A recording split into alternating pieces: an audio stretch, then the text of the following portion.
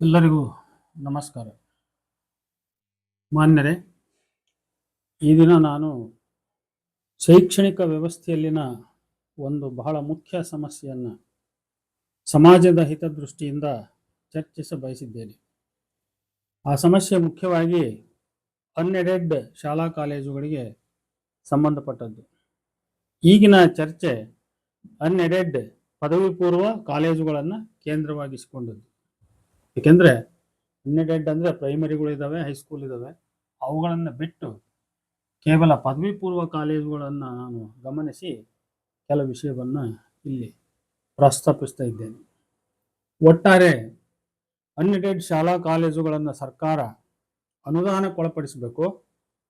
ಅದರಲ್ಲಿ ಮುಖ್ಯವಾಗಿ ಅನ್ಎಡೆಡ್ ಪದವಿ ಪೂರ್ವ ಕಾಲೇಜುಗಳನ್ನು ಬಹಳ ಶೀಘ್ರವಾಗಿ ಮತ್ತು ಮುಖ್ಯವಾಗಿ ಅನುದಾನಕ್ಕೆ ಒಳಪಡಿಸಬೇಕು. ಇದಕ್ಕೆ ಇರ್ತಕ್ಕಂಥ ಕಾರಣಗಳು ಅನೇಕ ಇವೆ. ಅದರಲ್ಲಿ ಮೊದಲನೇದಾಗಿ ಈ ಕಾಲೇಜುಗಳು ಪೋಷಕರನ್ನ ಮತ್ತು ಸಿಬ್ಬಂದಿ ವರ್ಗವನ್ನು ಆರ್ಥಿಕವಾಗಿ ಶೋಷಣೆ ಮಾಡ್ತಾ ಇವೆ, ಬಹಳಷ್ಟು ಶೋಷಣೆಗೆ ಒಳಪಡಿಸಿವೆ. ಅದನ್ನು ತಪ್ಪಿಸಬೇಕು. ಅನ್ಎಡೆಡ್ ಕಾಲೇಜುಗಳ ಹಾವಳಿ ಹೆಚ್ಚಿ ಸರ್ಕಾರಿ ಮತ್ತು ಅನುದಾನಿತ ಖಾಸಗಿ ಕಾಲೇಜುಗಳ ಪ್ರವೇಶಾತಿ ಬಹಳಷ್ಟು ಕುಸಿದು ಬಿಟ್ಟಿದೆ.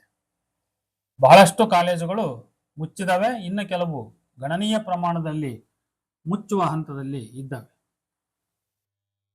ಮತ್ತೆ ನೌಕರರ ನೇಮಕಾತಿ, ಈ ಅನ್ಎಡೆಡ್ ಕಾಲೇಜುಗಳಲ್ಲಿ ಆಗಿರ್ತಕ್ಕಂಥ ಮತ್ತು ನಿತ್ಯ ಆಗತಕ್ಕಂಥ ನೌಕರರ ನೇಮಕಾತಿ ಅವೈಜ್ಞಾನಿಕವಾಗಿದ್ದು, ಯಾವುದೇ ಮೀಸಲಾತಿ ನಿಯಮಗಳನ್ನ, ರೋಸ್ಟರ್ ಪದ್ಧತಿಯನ್ನ ಅಲ್ಲಿ ಪಾಲಿಸ್ತಾ ಇಲ್ಲ.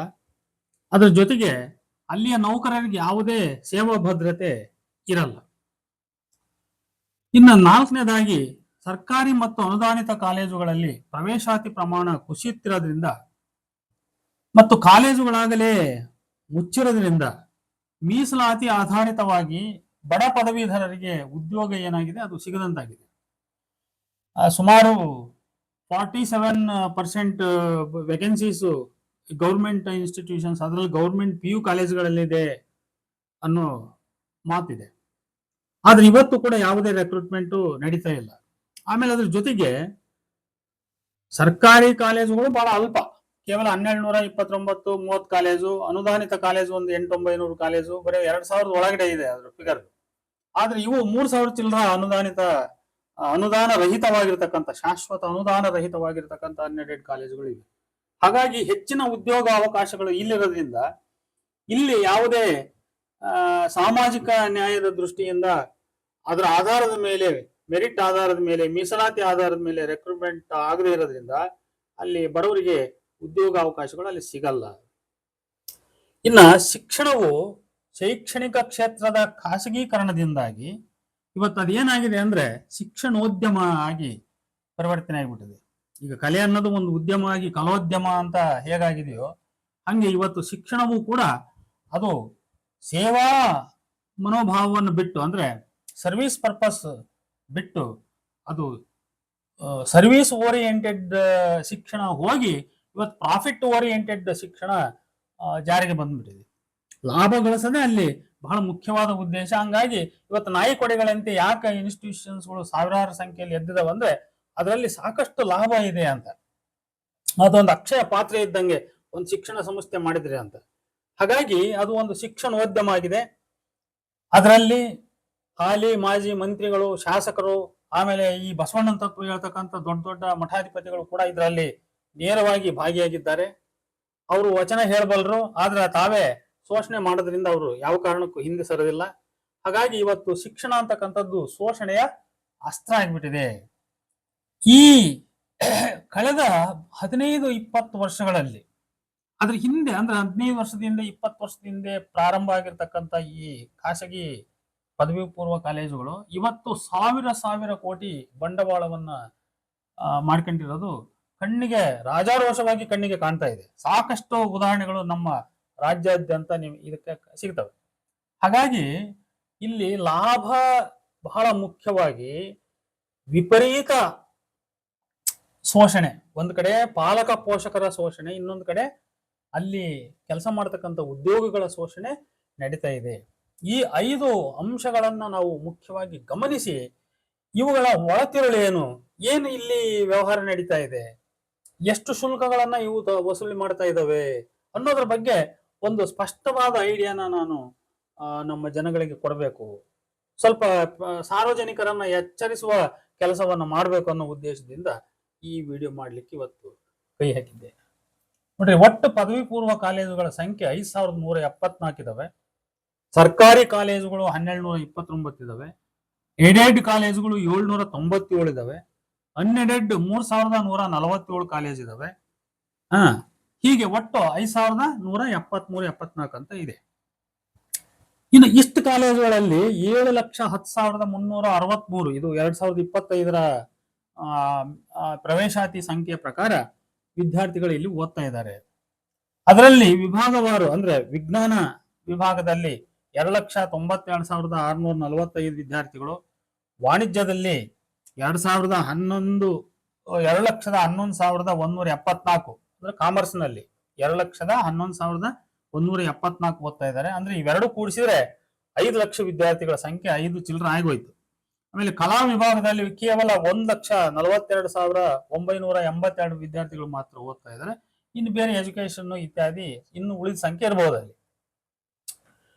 ಮೊದಲಿಗೆ ನಮ್ಮ ರಾಜ್ಯದಲ್ಲಿ ಅನ್ಎಡೆಡ್ ಕಾಲೇಜುಗಳಲ್ಲಿ ಕಾಲೇಜಿನ ಮತ್ತು ಹಾಸ್ಟೆಲಿನ ಶುಲ್ಕ ದರ ಎಷ್ಟೆಷ್ಟಿದೆ ಅಂತ ತಿಳಿದು ಆಮೇಲೆ ಸರಾಸರಿ ಒಂದು ಮೊತ್ತವನ್ನ ನಾವು ನಿಗದಿಗೊಳಿಸಿಕೊಂಡು ಈ ಸಂಸ್ಥೆಗಳಲ್ಲಿ ಅಂದಾಜು ಶೋಷಣೆ, ಒಂದು ಅವರೇಜ್ ಶೋಷಣೆ ಎಷ್ಟು ನಡೀತಾ ಇದೆ ಅಂತ ನಾವು ತಿಳ್ಕೋಬಹುದು ಅಂತ ಒಂದು ಪ್ರಯತ್ನ ನಾನು ಇಲ್ಲಿ ಮಾಡ್ಲಿಕ್ಕೆ ಬಯಸಿದ್ದೇನೆ. ಮೈಸೂರು ಭಾಗದ ಬಹಳ ಆರಂಭಿಕ ಹಂತದಲ್ಲಿರ್ತಕ್ಕಂಥ ಒಂದು ಕಾಲೇಜಿನ ಬಗ್ಗೆ ನನಗೆ ಸಿಕ್ಕ ಮಾಹಿತಿ, ಕಾಲೇಜು ಶುಲ್ಕ ವಾರ್ಷಿಕ ಅಂದ್ರೆ ಒಂದು ವರ್ಷಕ್ಕೆ 30,000, ನೀಟು CET ಅಂತ ಹೇಳಿ ಇನ್ನೊಂದು 30,000 ತಗೊಂತಾರಂತೆ, ಅಂದ್ರೆ 60,000. ಅಂದ್ರೆ ಒಂದು ವರ್ಷ PUC ಓದಕ್ಕೆ 60,000, 2 ವರ್ಷಕ್ಕೆ 1,20,000 ಅಂತ ಆಯ್ತು. ಇನ್ನ ಹಾಸ್ಟೆಲ್ ಫೀಸ್ 60,000 ಅಂದ್ರೆ ಒಂದು ವರ್ಷಕ್ಕೆ, ಅಂದ್ರೆ ಇದು ಕೂಡ 2 ವರ್ಷಕ್ಕೆ 1,20,000 ಆಯ್ತು. 1,20 ಎಷ್ಟಾಯ್ತು, 2 ವರ್ಷಕ್ಕೆ 2,40,000 ರೂಪಾಯಿ ಆಯ್ತು. ಅದೇ ರೀತಿ ಅದರಲ್ಲೂ ಮೈಸೂರು ಸಿಟಿಯಲ್ಲಿ 3-4 ಲಕ್ಷ ಶುಲ್ಕವನ್ನು ವಿಧಿಸಿ ತೆಗೆದುಕೊಳ್ತಕ್ಕಂಥ ಕಾಲೇಜುಗಳು ಕೂಡ ಇದಾವೆ. ಆಮೇಲೆ 6-8 ಲಕ್ಷ ಅಂದ್ರೆ ಈ ಲೆಕ್ಕ ಹಾಕೊಂಡ್ಬಿಟ್ರೆ ನಾವು 3 ಲಕ್ಷ ವರ್ಷಕ್ಕೆ 3-4 ಲಕ್ಷ ತಗೊಳ್ಳೋ ಕಾಲೇಜ್ ಲೆಕ್ಕ ಹಾಕಿದ್ರೆ ಒಂದು ವರ್ಷಕ್ಕೆ 6-8 ಲಕ್ಷ PUC ಶಿಕ್ಷಣ ಆಗುತ್ತೆ ಅನ್ನೋದನ್ನ ಗಮನಿಸ್ಬೇಕು. ಇಷ್ಟು ದುಬಾರಿಯಾಗಿದೆ.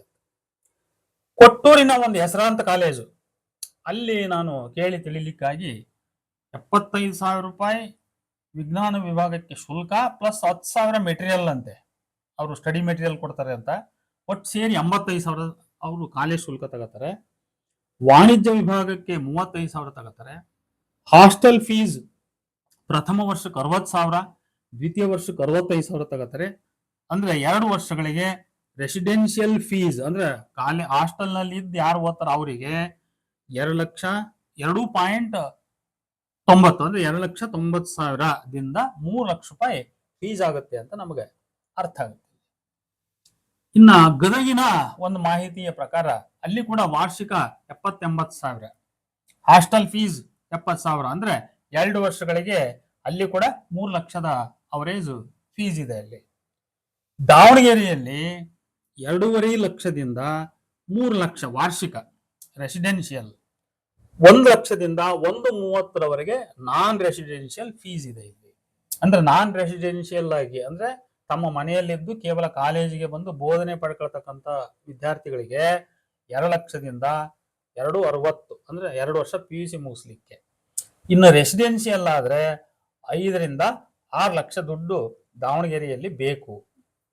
ಇನ್ನು ಮಂಗಳೂರಿನ ಕೆಲವು ಪ್ರತಿಷ್ಠಿತ ಕಾಲೇಜುಗಳ ಫೀಸ್ ಅಂತೂ ಬಹಳ ದೊಡ್ಡ ಮಟ್ಟದಲ್ಲಿ ಇದೆ. 4-5 ಲಕ್ಷ ಅಂದ್ರೆ ವಾರ್ಷಿಕ 4-5 ಅಂದ್ರೆ 2 ವರ್ಷಕ್ಕೆ 8-10 ಲಕ್ಷ PUC ಓದ್ಲಿಕ್ಕೆ ಬೇಕು. ಇದನ್ನ ಪೋಷಕರಾಗಿರ್ತಕ್ಕಂಥವ್ರು, ಯಾಕಂದ್ರೆ PUC ಓದದೇ ಇರೋರು ಇವತ್ತಿನ ಕಾಲದಲ್ಲಿ ಯಾರ ಮನೆಯಲ್ಲೂ ಇಲ್ಲದೇ ಇಲ್ಲ, ಪೋಷಕರಾಗಿರ್ತಕ್ಕಂಥವ್ರು ಇದನ್ನ ಬಹಳ ಗಂಭೀರವಾಗಿ ಯೋಚನೆ ಮಾಡ್ತಕ್ಕಂಥ ಅವಶ್ಯಕತೆ ಇದೆ. ಈ ಎಲ್ಲದನ್ನ ಲಕ್ಷಿಸಿಕೊಂಡು ಒಂದು ಸರಾಸರಿ ಮೊತ್ತ ನಾವು ನಿಗದಿಗೊಳಿಸಬಹುದು. ಈಗ ಈ ಮೇಲಿಂದು ಈಗೇನ್ ಒಂದು 5 ಉದಾಹರಣೆ ಕೊಟ್ಟೆ, ಇದನ್ನ ಒಟ್ಟು ರಾಜ್ಯದ ಈ ಕಾಲೇಜುಗಳ ಶುಲ್ಕ ಸಂಗ್ರಹದ ಮೊತ್ತ ಹಾಗೂ ಖರ್ಚು ವೆಚ್ಚ ಒಂದು ಅಂದಾಜು ಲೆಕ್ಕ ನಾವು ಮಾಡ್ಕೊಂಡ್ಬಿಡ್ಬೋದು. ಸದ್ಯಕ್ಕೆ ಪೋಷಕರನ್ನು ಮತ್ತು ಸಿಬ್ಬಂದಿ ವರ್ಗವನ್ನು ಆರ್ಥಿಕವಾಗಿ ಹೆಂಗೆ ಈ ಕಾಲೇಜುಗಳು ಶೋಷಿಸ್ತಾ ಇದಾವೆ ಅನ್ನೋದನ್ನ ತಿಳಿಲಿಕ್ಕೆ ಒಂದು 1200 ವಿದ್ಯಾರ್ಥಿಗಳ ಸಂಖ್ಯೆಯ ಒಂದು ಐಡಿಯಲ್ ಕಾಲೇಜಿನ ಶುಲ್ಕ ಸಂಗ್ರಹದ ಮೊತ್ತ ಅಂದ್ರೆ ರೆವೆನ್ಯೂ ಮತ್ತು ಒಟ್ಟು ವೆಚ್ಚ ಎಕ್ಸ್ಪೆನ್ಸ್ ಅಂದಾಜು ಲೆಕ್ಕ ವಿವರವನ್ನ ನಾನು ನೀಡಲಿಕ್ಕೆ ಬಯಸ್ತೇನೆ. ಯಾಕಂದ್ರೆ 1200 ಯಾಕೆ ತಗೊಂಡೆ ಅಂದ್ರೆ ಅಲ್ಲಿ ನೋಡ್ರಿ 5,000 ಕಾಲೇಜುಗಳಿದಾವೆ, 7 ಲಕ್ಷ ಚಿಲ್ಲರ ವಿದ್ಯಾರ್ಥಿಗಳಿದ್ದಾರೆ. ಅಂದ್ರೆ ಅದ್ರ ಪ್ರಕಾರ 14 70 ಆಗುತ್ತೆ. ಅದು ಅಂದ್ರೆ ಪ್ರತಿ ಒಂದು ಕಾಲೇಜಿಗೆ ಅವರೇಜು 1400 ಆಗುತ್ತೆ. ಆದ್ರೆ ಹಂಗೆ ಹೇಳಕ್ಕಾಗಲ್ಲ, ಯಾಕಂದ್ರೆ ಅಲ್ಲಿ ಏಡೆಡ್ ಕಾಲೇಜುಗಳು ಮತ್ತು ಸರ್ಕಾರಿ ಕಾಲೇಜುಗಳು ಎರಡು ಕೂಡಿಸಿದ್ರೆ 2,000 ಕಾಲೇಜ್ ಅದಾವು. ಆ 2,000 ಕಾಲೇಜಿನಲ್ಲಿ 2 ಲಕ್ಷ ಸಂಖ್ಯೆಯ ವಿದ್ಯಾರ್ಥಿಗಳು ಓದ್ತಾರೆ ಅನ್ನೋದು ಡೌಟ್. ಬಹಳ ಅಂದ್ರೆ 1.5 ಲಕ್ಷ ಅಲ್ಲಿ ಇರಬಹುದು. ಇನ್ನು ಉಳಿದ 5.5-6 ಲಕ್ಷ ವಿದ್ಯಾರ್ಥಿಗಳು 5.5 ಲಕ್ಷ ವಿದ್ಯಾರ್ಥಿಗಳು ಈ 3,000 ಚಿಲ್ಲರ ಈ ಖಾಸಗಿ ಕಾಲೇಜುಗಳು, ಅನ್ಎಡೆಡ್ ಖಾಸಗಿ ಕಾಲೇಜುಗಳು ಏನಿದಾವಲ್ಲ ಅವುಗಳಲ್ಲೇ ಸ್ಟಡಿ ಮಾಡ್ತಕ್ಕಂಥವ್ರು. ಅದರಲ್ಲಿ ಕೆಲವು ಪ್ರತಿಷ್ಠಿತ ಕಾಲೇಜುಗಳು 3,000-3,500 ಸ್ಟ್ರೆಂತ್ ಉಳ್ಳಂತ ಕಾಲೇಜುಗಳು ಇದಾವೆ. ಅದರಲ್ಲಿ ಅವರು ಯಾವ ತರದ ಕೆಲವು ಕಾನೂನು ಬಾಹಿರವಾದ ಕೆಲವು ನಿಯಮಗಳನ್ನ ಪದ್ಧತಿಗಳನ್ನ ಅವರು ಅಳವಡಿಸ್ಕೊಂಡಿರ್ತಾರೆ. ಅಂದ್ರೆ ಈಗ ಯಾವ್ದೋ ಒಂದು ಊರಿನಲ್ಲಿ ಒಂದು ಸಿಟಿನಲ್ಲಿ ಒಂದು 7-8 ಕಾಲೇಜುಗಳು ಪರ್ಮಿಷನ್ ತಗೊಂಡ್ಬಂದ್ಬಿಟ್ಟಿರ್ತಾರೆ. ಅವು ಯಾವ್ಯಾವ್ದು ಕಾಲೋನಿಯಲ್ಲಿ ಅಡ್ರೆಸ್ಗಳನ್ನು ಬೋರ್ಡ್ಗಳನ್ನ ಹಾಕೊಂಡಿರ್ತವೆ, ಆದ್ರೆ ಅಲ್ಲಿ ಅಡ್ಮಿಷನ್ಸ್ ಇರಲ್ಲ. ಅಂತ ಬೋರ್ಡ್ಗಳನ್ನ ವಿಳಾಸಗಳನ್ನ ಬಳಸಿಕೊಂಡು ಕೆಲವು ಪ್ರತಿಷ್ಠಿತ ಕಾಲೇಜುಗಳು ಅವರ ಹೆಸರಿನಲ್ಲಿ ಅಡ್ಮಿಷನ್ ತಗೊಂಡು ತಮ್ಮ ದೊಡ್ಡ ಕಟ್ಟಡಕ್ಕೆ ಹುಡುಗರನ್ನ ಬಸ್ಗಳಲ್ಲಿ ಡಂಪ್ ಮಾಡ್ಕೊಂಡ್ಬಿಟ್ಟು ಇಲ್ಲಿ ಇವರು ಬೋಧನೆ ಮಾಡಿ ಅವರಿಗೆ ಸೀಟಿಗಿಂತಿಷ್ಟು ಅಂತ ಹೇಳಿ ಕಮಿಷನ್ ಮೇಲೆ ದುಡ್ಡು ಕೊಡ್ತಕ್ಕಂಥ ಒಂದು ದೊಡ್ಡ ವ್ಯಾಪಾರ ಈ ಶಿಕ್ಷಣ ಸಂಸ್ಥೆಗಳಲ್ಲಿ, ಈ ಅನ್ಎಡೆಡ್ ಶಿಕ್ಷಣ ಸಂಸ್ಥೆಗಳಲ್ಲಿ ನಡೀತಾ ಇದೆ. ಹಾಗಾಗಿ ಇದನ್ನ ನಾವು ಅವರೇಜ್ ಆಗಿ ಒಂದು 1200 ಅಂತ ಹೇಳಿ ಒಂದು ಉದಾಹರಣೆ, ಒಂದು ಕೇಸ್ ಸ್ಟಡಿ ಅನ್ನೋ ರೀತಿಯಲ್ಲಿ ಒಂದು ಕಾಲೇಜನ್ನ ತಗೊಂಡು ನಾನು ಪೋಷಕರಿಗೆ ಈ ವಿಷಯವನ್ನ ಮನವರಿಕೆ ಮಾಡಲಿಕ್ಕೆ ಬಯಸ್ತೇನೆ. ಮೊದಲಿಗೆ ಒಂದು ಸಿಬ್ಬಂದಿ ಸಂಬಳ ಅಂತ ತಗೊಂಡ್ಬಿಡೋಣ. ನೋಡಿ 1200 ಹುಡುಗರು ಅಂತ ಹೇಳಿದ್ದೀನಿ. ಇಲ್ಲಿ ಆರ್ಟ್ಸ್ ಹುಡುಗರಿಲ್ಲ, ಓನ್ಲಿ ಸೈನ್ಸ್ ಮತ್ತು ಕಾಮರ್ಸ್ ಇಷ್ಟೇ ತಗೊಂಡಿದ್ದೀನಿ ನಾನು. ಆರ್ಟ್ಸ್ ವಿದ್ಯಾರ್ಥಿಗಳಿಲ್ಲ, ಯಾಕಂದ್ರೆ ಬಹಳಷ್ಟು ಅನ್ಎಡೆಡ್ ಕಾಲೇಜುಗಳಲ್ಲಿ ಆರ್ಟ್ಸ್ ಅನ್ನು ಯಾರು ಕಲ್ಸಲ್ಲ. ಕೇವಲ ಕಾಮರ್ಸ್ ಮತ್ತು ಆರ್ಟ್ಸ್ ಸೈನ್ಸ್ ಕಾಮರ್ಸ್ ಎರಡು ಮಾತ್ರ ಕಲಿಸ್ತಾರೆ. ಹಾಗಾಗಿ ಸೈನ್ಸ್ ಕಾಮರ್ಸ್ 2 ವಿಭಾಗಗಳುಳ್ಳ ಒಂದು ಕಾಲೇಜು 1200 ವಿದ್ಯಾರ್ಥಿಗಳಿದ್ದಾರೆ. ಇಂಥ ಕಾಲೇಜಿಗೆ ಮೊದಲು ಕಾಲೇಜಿನ ಡಿ ದರ್ಜೆ ಹುದ್ದೆಗಳು ಯಾರ್ಯಾರು ಅಂದ್ರೆ ಕಸ ಹೊಡೆಯೋರು, ಅಲ್ಲಿ ಹಾಸ್ಟೆಲ್ ಇದ್ರೆ ಮುಸರೆ ಪಾತ್ರೆ ತೊಳಿತಕ್ಕಂಥವ್ರು, ವಾಚ್ಮೆನ್ ಸೆಕ್ಯೂರಿಟಿ ಅಂತ ಇಟ್ಕೊಂಡಿರ್ತಾರೆ, ಆಮೇಲೆ ಕುಕ್ಕರ್ಸ್ ಇರ್ತಾರೆ, ಬಾಣಸಿಗರು, ಇಂಥವ್ರನ್ನೆಲ್ಲ ಸೇರಿ 12 ತಿಂಗಳಿಗೆ. ಆಮೇಲೆ ಅಲ್ಲಿ ಒಂದು 10-12 ಬಸ್ಗಳು ಇರ್ತವೆ, ಅದಕ್ಕೆ ಬಸ್ ಡ್ರೈವರ್ಗಳು ಬಂತು, ಇವರೆಲ್ಲ ಕೂಡಿಸಿ ಒಂದು 50 ಜನ ಅಂತ ನಾನು ಅಂದಾಜನ್ನು ತಗೊಂಡಿದ್ದೀನಿ. ಈ 50 ಜನರಿಗೆ ಮಾಸಿಕ ಸಂಬಳ 18,000, 12 ತಿಂಗಳು ಸಂಬಳ 12 ಮಂತ್ಸ್. ಇದು ಎಷ್ಟಾಗುತ್ತೆ ಅಂದ್ರೆ 1,08,00,000 ಆಗುತ್ತೆ. 1,08,00,000. ಇನ್ನು ಸಿ ದರ್ಜೆ ಗುಮಾಸ್ತ, ಅಕೌಂಟೆಂಟ್ ಇತ್ಯಾದಿ ಲೆಕ್ಕ ಹಾಕಿದ್ರೆ ಅವ್ರೊಂದು 10 ಜನ, ಅವ್ರಿಗೆ ಸಂಬಳ 23,000. ಇವ್ರದ್ದು ಎಷ್ಟಾಗುತ್ತೆ ಅಂತ ಹೇಳಿದ್ರೆ 27,60,000 ಆಗುತ್ತೆ. ಇನ್ನ ಮ್ಯಾನೇಜರ್ ಅಥವಾ ಸೂಪರ್ಡೆಂಟ್ ಅಂತ ನಾವು ಕರಿಬಹುದು. ಇಂಥರೊಂದು 4 ಜನ ಅದರನ್ನು, ಯಾಕಂದ್ರೆ ವರ್ಕ್ ಜಾಸ್ತಿ ಇರುತ್ತೆ, ಇಂಟೆನ್ಸ್ ವರ್ಕ್ ಅಂತ. ಇವರಿಗೆ 30,000 ಅಂದ್ರೆ ಅಲ್ಲಿಗೆ 12 ತಿಂಗಳಿಗೆ 14,40,000 ಆಯ್ತು. 14,40,000. ಇನ್ನು ಪ್ರಾಚಾರ್ಯರು ಇಬ್ರು, ಕಾಮರ್ಸ್ಗೆ ಒಬ್ರು, ಆರ್ಟ್ಸ್ ಸೈನ್ಸ್ಗೆ ಒಬ್ರು ಅಂತ ನಾವು ಭಾವಿಸಿದ್ರೆ ಪ್ರಾಚಾರ್ಯರಿಗೆ 2 ಲಕ್ಷ ಸಂಬಳ ಅಂತ ತಿಳ್ಕೊಳ್ಳೋಣ. 2 ಲಕ್ಷ ಸಂಬಳ ಅಂದ್ರೆ 2 4 ಆಯ್ತು, 12 48 ಅಂದ್ರೆ 48 ಲಕ್ಷ ಆಯ್ತು. ಇನ್ನು ಉಪನ್ಯಾಸಕರು ಜೂನಿಯರ್ ಒಂದು 12 ಜನ ಅಂತ ತಿಳ್ಕೊಳ್ಳೋಣ. ಕಾಮರ್ಸ್ಗೆ ಒಂದು 6 ಜನ, ಸೈನ್ಸಿಗೆ ಒಂದು 6 ಜನ, ಅಥವಾ ಕಾಮರ್ಸಿಗೆ 4, ಸೈನ್ಸಿಗೆ 8, ಹಿಂಗೆ ಅವರವರ ಒಂದು ಇದ್ರ ಮೇಲೆ ಇವ್ರಿಗೆ ಒಂದು 40,000 ಸಂಬಳ ಅಂದ್ರೆ ಇವರಿಗೆ 57,60,000 ಆಗುತ್ತೆ ಟೋಟಲ್ 12 ತಿಂಗಳಿಗೆ. ಇನ್ನ ಉಪನ್ಯಾಸಕರು ಸೀನಿಯರ್, ಅದರಲ್ಲಿ ಕ್ಯಾಟಗರಿ ಎ ಕ್ಯಾಟಗರಿ ಬಿ ಅಂತ ಮಾಡೋಣ. ಸೀನಿಯರ್ ಎ ಗ್ರೇಡ್ 8 ಜನ. ಎ ಗ್ರೇಡ್ ಅಂತ ಯಾರಿಗಂತಂದ್ರೆ ಸೈನ್ಸ್ ವಿಭಾಗ, ಅದರಲ್ಲೂ ಬಹಳ ಮುಖ್ಯವಾಗಿ ಬೋಧಿಸ್ತಕ್ಕಂಥವ್ರು, CET, ನೀಟ್ ಇಂಥವೆಲ್ಲ ಹ್ಯಾಂಡಲ್ ಮಾಡ್ತಕ್ಕಂಥ ಬಹಳ ಬುದ್ಧಿವಂತ ಅನುಭವಿ ಉಪನ್ಯಾಸಕರು ಇವ್ರಿಗೆ ಒಂದು 1.5 ಲಕ್ಷ ಸಂಬಳ ಅಂತ ತಿಳ್ಕೊಳ್ಳೋಣ. ಕೆಲವು ಕಡೆ 2 ಲಕ್ಷ ಕೊಡ್ತಾರಂತೆ, ನಾನ್ ತಗೊಂಡ್ರೆ ಅವರೇಜ್. ಕೆಲವು ಕಡೆ ಕಡಿಮೆ ಕೊಡ್ತಾರೆ, ಕೆಲವು ಕಡೆ ಜಾಸ್ತಿ ಕೊಡ್ತಾರೆ, ಹಿಂಗೆಲ್ಲ. ಇವ್ರದ್ದು ಸಂಬಳ ಎಷ್ಟಾಗುತ್ತೆ ಅಂದ್ರೆ 1,44,00,000 ಆಗುತ್ತೆ. ಇನ್ನ ಸೀನಿಯರ್ ಉಪನ್ಯಾಸಕರು ಇನ್ನೊಂದು ಬಿ ಕೆಟಗರಿ, ಇವ್ರೊಂದು 10 ಜನ ಇದಾರೆ ಅಂತ ತಿಳ್ಕೊಳ್ಳೋಣ. ಇವ್ರು ಒಂದು 80,000 ಸಂಬಳ ಆದ್ರೆ 96 ಲಕ್ಷ ಆಗುತ್ತೆ. ಟೋಟಲಿ ನೋಡ್ರಿ, ಒಂದು ವರ್ಷಕ್ಕೆ 96 ಜನ ನೌಕರರಾದ್ರೆ ಇವರು 96 ಮಂದಿ ನೌಕರರು 4,95,60,000 ರೂಪಾಯಿ ಆಗುತ್ತೆ. ಇದನ್ನ ನಾವು 2 ವರ್ಷಕ್ಕೆ ಲೆಕ್ಕ ಹಾಕೊಂಡ್ರೆ 9,91,20,000 ರೂಪಾಯಿ ಆಗುತ್ತೆ. 2 ವರ್ಷಕ್ಕೆ 9,91,20,000 ರೂಪಾಯಿ ಆಗುತ್ತೆ. ಇದು ಸಿಬ್ಬಂದಿದು. ಅಂದ್ರೆ ಸಿಬ್ಬಂದಿಯ ಸಂಬಳ ಪ್ರತಿ ವಿದ್ಯಾರ್ಥಿಗೆ ನಾವು ಇದನ್ನ ಡಿವೈಡ್ ಮಾಡಿ ಹಾಕಿದ್ರೆ 1,200 ಇದನ್ನೇ ನಾವು ಬೋಧನಾ ಶುಲ್ಕ ಅಂತಲೋ ಕಾಲೇಜು ಫೀಸ್ ಅಂತಲೋ ಹಿಂಗ ನಾವು ತಿಳ್ಕೊಬಹುದು. ಕಾಲೇಜ್ ಫೀಸ್ ಅಂದ್ರೆ ಇದಕ್ಕೆ ಇನ್ನೊಂದು ಐಟಮ್ ಸೇರಿಸ್ಬೇಕು. ಇದನ್ನ ಒಂದ್ ರೀತಿ ಟ್ಯೂಷನ್ ಫೀಸ್ ಅಂತ ನಾವು ಅನ್ಕೋಬಹುದು. ಇದು ಎಷ್ಟು ಬೀಳುತ್ತೆ ಅಂದ್ರೆ 82,600 ರೂಪಾಯಿ ಬೀಳುತ್ತೆ 2 ವರ್ಷಕ್ಕೆ. ಅಂದ್ರೆ ವಾರ್ಷಿಕ 41,300 ರೂಪಾಯಿ ಬೀಳುತ್ತೆ.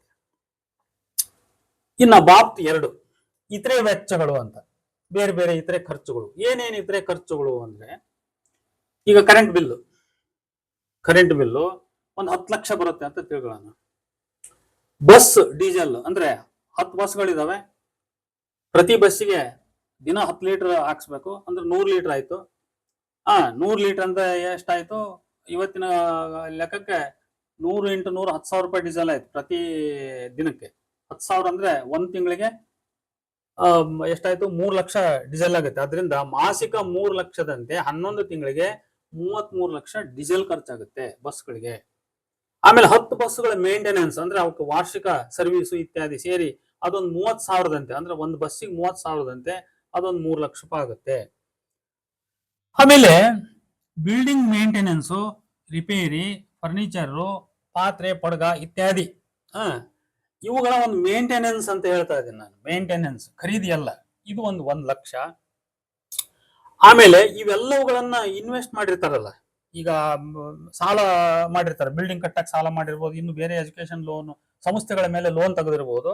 ಅಂತ ಲೋನ್ ರಿಕವರಿಗೆ ಸುಮಾರು 37 ಲಕ್ಷ ವಾರ್ಷಿಕ ಕಟ್ತಾ ಇದಾರೆ ಅಂತ ತಿಳ್ಕೊಳ್ಳೋಣ. ಪ್ರತಿ ವರ್ಷ 37 lakhs ಅದು ಫೀಸ್ನಿಂದ ಬಂದಂತ ಹಣನೇ ಬ್ಯಾಂಕ್ಗಳಿಗೆ ಕಟ್ತಾ ಇದಾರೆ ಅಂತ ತಿಳ್ಕೊಳ್ಳೋಣ. ಅದನ್ನ ಇಲ್ಲಿ ಸೇರ್ಸೋಣ. ಅಭಿವೃದ್ಧಿ ಫಂಡ್ ಅಂತಲೋ ಯಾವ್ದೋ ರೂಪದಲ್ಲಿ ತಗೋಬಹುದು ಅವರು.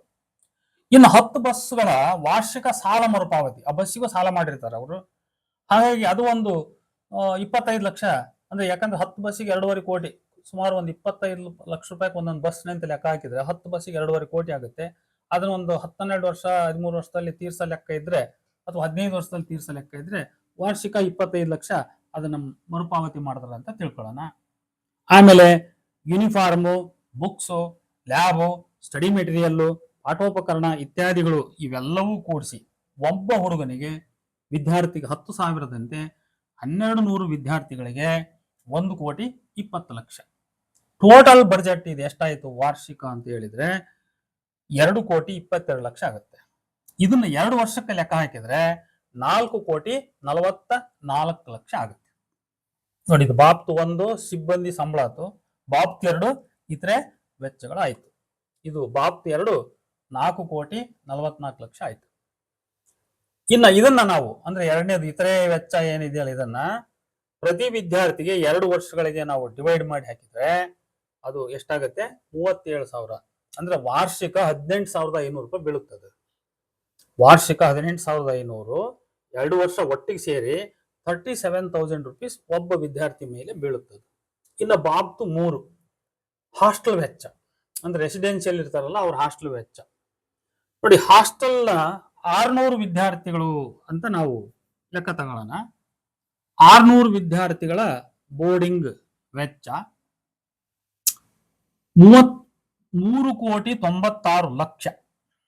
ಏನಿದು ಬೋರ್ಡಿಂಗ್ ವೆಚ್ಚ ಅಂದ್ರೆ ರೇಷನ್ ಬಂತು, ತರಕಾರಿ ಬಂತು, ಹಾಲು ಬಂತು ಇತ್ಯಾದಿ. ದಿನ ಒಂದಕ್ಕೆ ಒಬ್ಬ ವಿದ್ಯಾರ್ಥಿ ತಲೆಗೆ 100 ರೂಪೀಸ್ ಅಂತ ನಾನು ಲೆಕ್ಕ ಹಾಕಿದ್ದೀನಿ. 100 ರೂಪಾಯಿ ಅಂದ್ರೆ ಅವನಿಗೆ ಒಬ್ಬ ವಿದ್ಯಾರ್ಥಿಗೆ ಬೆಳಿಗ್ಗೆ ಒಂದು ತಿಂಡಿ, ಟೀ, ಆಮೇಲೆ ಮಧ್ಯಾಹ್ನ ಒಂದು ಊಟ, ಸಾಯಂಕಾಲ ಒಂದು ಟೀ, ರಾತ್ರಿ ಒಂದು ಊಟ, ಇಷ್ಟು ಲೆಕ್ಕ ಹಾಕಿ 100 ರೂಪಾಯಿ ಎಕ್ಸ್ಪೆನ್ಸ್ 600 ವಿದ್ಯಾರ್ಥಿಗಳು 22 ತಿಂಗಳು, 24 ತಿಂಗಳಲ್ಲ, ಇದು 22 ತಿಂಗಳಿಗೆ. ಇದು ಇಷ್ಟು ಲೆಕ್ಕ ಹಾಕಿ ವಾರ್ಷಿಕ ಇದು ಎಷ್ಟಾಗುತ್ತೆ, ಪ್ರತಿಯೊಬ್ಬ ರೆಸಿಡೆನ್ಷಿಯಲ್ ವಿದ್ಯಾರ್ಥಿಗೆ ವಾರ್ಷಿಕ ಬೋರ್ಡಿಂಗ್ ವೆಚ್ಚ ಎಷ್ಟು ಬರುತ್ತೆ, 66,000 ರೂಪಾಯಿ ಬರುತ್ತೆ.